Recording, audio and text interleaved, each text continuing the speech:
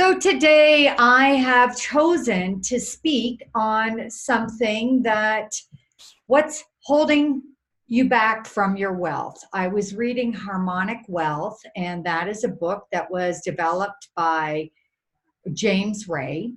And in that book, he talked about many different categories of wealth. And we know that there's more categories to wealth than, for instance, just thinking of wealth as money. And so that's what I want to go through today is the spiritual wealth, financial wealth, relationship wealth, mental health wealth, our physical. So spiritual, financial, relationship, mental, and physical. The one thing that stood out is I tend to eat books. I really do. It's like I just like gobble up a book over 4 days and I just like digest everything out of the book. And then I go back and I think, okay, what did I really get out of that? And the one thing that came to me really strong in this book was this idea of accountability and of responsibility, that we're responsible. So if things show up, something is, we have a responsibility around that and an accountability to it. So I'm going to offer that when we go through these 5 different categories that you think, which one do I want to work on today? Maybe there's 2. So you might want a pen and paper just to jot down, because I'm going to give a couple of different exercises as a result of this. So that hopefully you'll go away with a couple of takeaways that you can actually put something in process. Because we know, as Ernest Holmes, the founder of Science Mind, says that where the mind goes, energy flows. So we want to be conscious of that, and that if we're going to bring this full flourishing life that we talk about here at Yana, it's got to be in every area of our life. So starting with assessing our spiritual wealth. Live as above and so below. So live as above, so below. That made me think about, this morning when I was speaking with my prayer partner, we talked about doing our spiritual practice from a state of actually doing more so than being in our spiritual practice. And that I realize often I'll be doing all of my Kundalini. Oh, just a minute. Somebody just come in. I got to mute. I'm doing my Kundalini exercises, and the phone will ring, or this will go off, or that, or the pet will come in. And I realize that often I'm not 100% being in my practice. So that was one that came to me really strong. Another one is every morning, my first 20 minutes, I play these chants. I don't know what you do, but there's something about the vibration of sound for a spiritual practice. And first thing in the morning is almost like having, they call it the ambrosial hour. It's like having this clear slate where the lake is totally glass clear. And that is such a powerful time that to utilize that every single day is key to our spiritual practice. I also came away with the takeaway from this book. One-on-one with God. That's right. I'm going to have my one-on-one with God. So doing it for breakfast, doing it for first thing in the morning when I wake up. I'm like one-on-one with God when I go to bed and I meditate. And of course, we do it over our meals. So the idea of spiritual wealth, that, wow, I'm wealthy. I've always got my buddy with me all the time. I'm one-on-one with God.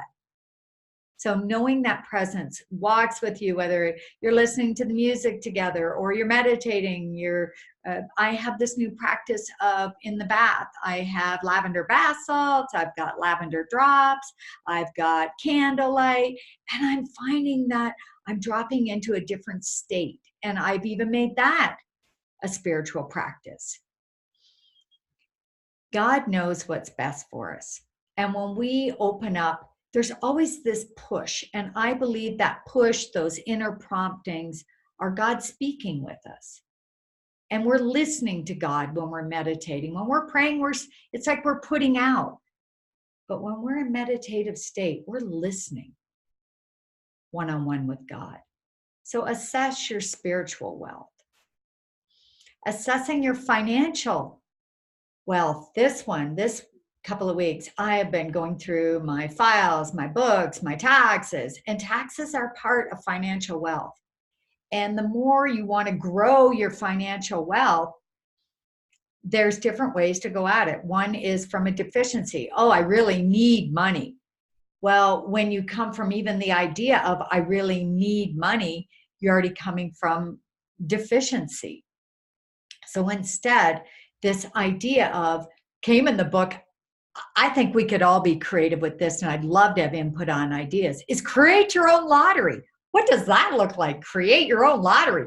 What is your own lottery financially? Like, is it a certain amount of money? Is it that you're going to go on a certain amount of trips? Is it that, you get out of fantasy and you really go, all right, what are my desires? And this idea of as you grow, you want to grow bigger in your business and your financial wealth, you have to get bigger. And you get bigger, and I believe that's our mental equivalent, where we're expanding our ME, our mental equivalent. And as we do that, he talked about this word, and that was constant biofeedback mechanism. So I ask, what is your accountability? Your biofeedback mechanism, how you are with your money, how you are with your taxes. I went through and saw that I had all kinds of expenses that needed to go over to dividends. I noticed I'd been paying the taxes for the government, but not taking my payroll out of the company. And I thought, what am I doing? I hadn't been really treating it like this is a business and it's separate over here. So as I'm creating my own lottery, I'm thinking, what is my lottery? And I have to be transparent. So if you're not really great with your taxes, or get mentors to help support you to do it, because we have to grow to gain greater prosperity. And there is this thing that I've noticed when there's pressure building up, especially when it's around money, it promotes us to grow. Because otherwise we just get in a loop, and we know we're not growing when we're running the same deficiency loop, focusing on lack. And what does growth lead to? It always leads to money, because money's only an outcrop. Our growth it's always an inside job. So that's why if there's nothing else you remember from today and your categories, financial wealth, money's an inside job. So as you grow, you automatically create this crop. You're seeding your consciousness. That whole saying that Ernest Holmes says, God gives more to some than to others, because some accept more than others. Well, the reason why they accept it is their mental equivalent has expanded. They've grown. They've grown in their consciousness to embody more. And these two terms for this category, there was something about how he said it that seeded well for me. So I hope it does the same for you. He says, if you are a thousandaire right now, so a thousandaire, like a millionaire, so a thousandaire, and you're stressing over money in the thousands, you want to move into, for instance, a mindful millionaire, you've got to learn how to be great as a thousandaire. Otherwise, you're going to have a total meltdown when you get over as a millionaire. So that was a good one for me, because I had this affirmation many years ago where I have thousands of dollars. I didn't even have $1,000 in my bank account then. And then all of a sudden I had 1,000. Then I said I have tens of thousands of dollars. And then all of a sudden I had 10,000. So, I kept growing that mental equivalent. So the same as grow for that financial growth. There is this idea of accountability and responsibility around finances. There's paperwork, there's taxes, there's tracking, there's receipts. Yeah, I wasn't as good with mileage, so I got an app on my phone. Do whatever it takes to actually be. This is a system, and we're part of that system here on earth. Assessing your relationship wealth. Here's a question I ask if you want to bring in a new partner. Are you the person you would like to fall in love with all day? Maybe you are part of the day. So I've been looking at that. Am I the kind of person that I would fall in love with? And if I'm not, hey, my one-on-one with God, I need some help with this. And what I realized is, in order to get that help, that one-on-one, it's not just about our spiritual practice. It's about listening throughout the day so we can get that download. But we have to listen, Because God will say, oh, there it is right there. And you'll get a mirror of somebody. I had a mirror of my son the other day, and wow, it was so loud and in my face. I was busy doing something. He asked me about going somewhere. I blurted something out of my mouth, and I was like, where did that even come from? I wasn't conscious in that moment. So being the person you would like to fall in love with. Do you spend time with yourself? Do you treat yourself like you would want others to treat you? That was another one too. How do you treat yourself? Is that how you want others to treat you? What things contribute to your feeling joyous and fulfilled? Because most people look for it in another partner. So if you already know that going into a relationship, it is a totally different conscious relationship when you know what brings you joy and fulfills you, because then you can combine and come together. And then you're not looking for that other half. You're both coming as wholes. Do you have a dream mate? Have you actually focused on this? Do you have somebody that mentors you around? Are you learning new things around being that person? So each category, whichever one is yours, actually going a little out of your comfort zone and seeking some support and growing in that area is the whole point of this talk. For instance, with the relationship, the more you raise your frequency and you are a lovable person, your next compatible person is going to be that much more conscious. So assess your relationship wealth.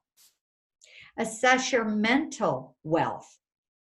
Ernest says, wake up, your word is powerful. Wake up, your word is powerful. It really is. Everything that's going on, that little chatterbox mind, I call my little chihuahua. I'm always like, it's all right. Let's all, let's go for a walk, because our minds can get so busy. Bringing in new material into the mind that opens us to, maybe through books, 4 to 5 a month he's talking about, and different ones than what I regularly read. I've been expanding out into that so that I can expand whatever the category is. So for you, it might be around your mind management and being really good with your thoughts. Another one is going to seminars. And I'm not saying get busy doing seminars. I'm saying expand yourself. Maybe there's a practitioner or a ministerial or a retreat or something that lights you up, where you go, yeah, I'm ready for that, because you've listened to your one-on-one with God. Maybe it's around your emotions. It's easy to let our emotions run, especially when we're not feeling our best. And we'll come to that when we go into our health. Ernest says, have the will to be well, to be happy, and to live in joy. It is a lot about our will forces. And there's this exercise of cue cards, and you can do this for any category. So I just happen to have this whole packet of cue cards that's been sitting on my nightstand for about a month. I'm like, what am I going to do with those? So here's the exercise. You write your intention on the front. So let's say that and it needs to be something very specific. So your vision statement. So for instance, let's say it's around your physical well-being, and you say, I'm so happy, I'm healthy and energized, weighing your ideal weight and wearing these size such and such pants in this color. And the reason why you're very specific is then you actually are running like a picture, because your mind thinks in pictures. So we want to trigger as many, feel it, see it, do it, sense it. Because if we can have that intention, that statement, that just by reading it, we've ignited something inside of us. And if we can explain it, both writing it out and by also explaining it to another person, you're 2/3 of the way there to manifestation, he says. The other third is the gestation period, where we wait for divine right order and divine right timing. So on this card, you put the intention on the one side, and on the back side, you write 3 to 6 action steps you're going to take that day. So if it's for your health, or maybe it's your spiritual practice. Okay, today I'm going to say thank you to every cell of my body.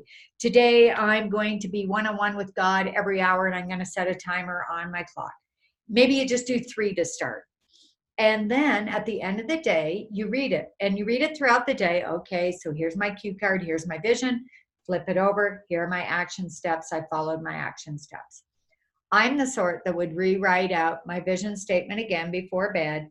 And then in the morning, I would already have my next action steps for the next day. You might be a morning person, get up in the morning, you rewrite out the vision statement every single day, and you put new action steps on it. So it's another level of commitment. It's definitely a side that says, hey, if you really want to get a bigger life, you got to get bigger, whatever your category is. You got to take the time and do it. And these are suggestions that I'm saying that the universe responds to being bold and courageous. There's a power in it. I know. There's like, they say boldness has genius in it and fortune favors the bold. It truly does. It takes action. And the same is true for assessing your physical wealth. Thank your body daily. I love that one that came through my prayer partner, where you're actually thanking parts of your body. Louise Hayes talks about that too. I get up in the morning, she used to say, and I just say, thank you, body, and before my feet touch the ground. And we are what we eat. And we know what agrees with us, and we know what does not agree with our body temple. So choosing every day is a choice. And if that's on your vision card, you're going to catch yourself. Well, maybe I'm not going to go toward that today. Eating less allows you to live longer, they say. Flexible body creates a flexible mind. If you're not flexible, then put a program in to be flexible. Self-care checkups. Boy, that's a good one. Move and exercises if your life depends on it. I love that, because after this whole thing with my dad, I realized the importance of you got to put some momentum in what you want to bring into form. Whether it's your weight, your health, how you think, your mind, your relationship, a deeper connection one-on-one with God. God's got a plan, and God's got a plan for each one of us. And what I got out of this entire book was to listen and to take notes, because God does have a plan, and we got to be listening. And it's not just listening. This morning I thought, well, you can't just say, just listen when you first wake up in the morning, because I drop into my heart. I'm in a sleepy state. My mind can just as easily get busy, but I drop in and I'm like, okay, God, what is mine to do? Speak to me, God. And I let God speak, not me speak, not me try to step in and micromanage, but I truly drop into a place in my heart. So have a notepad, and whatever your category is, you'll get downloads all day. And now I've gotten, so I just pull up my notes on my phone. So it doesn't matter where I am, I can take a note. So I don't have to go, I don't have a pen and paper. I can always take notes. And if you had the cue card, you'd have it right there to put your download. And often you can put questions in before you go to bed and get an answer out at the end.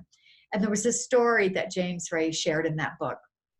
And he said that this man was getting downloads every single day of plot lines, complete plot lines. And he was quite interested, this gentleman, in being in the movie industry. But every day he'd get this download in the morning. He'd get these full plot lines. And this went on for months. And he went about working, being with his friends, doing his regular life, and ignored them. One day they just stopped. And he talks to that he went to this person and he spoke to James and said, what's happened? And I believe what really happened is the universe, God, that one-on-one said, hey, man, wake up. This guy's asleep. I'm passing this information on to somebody that's going to do something with it. So I believe we get our guidance, and we can either move forward with it or the information passes and it's somebody else's to do. So I truly believe God has a plan for us. So if as I close, if this is what remains in your mind, I really hope it is, to awaken to taking notes from God and to take responsibility and be accountable for all the areas of your life. And if you have one that needs some work, listen, take notes, because God's got a plan. Yes, God's got a plan for you. Thank you. I love you. And that's my talk for today.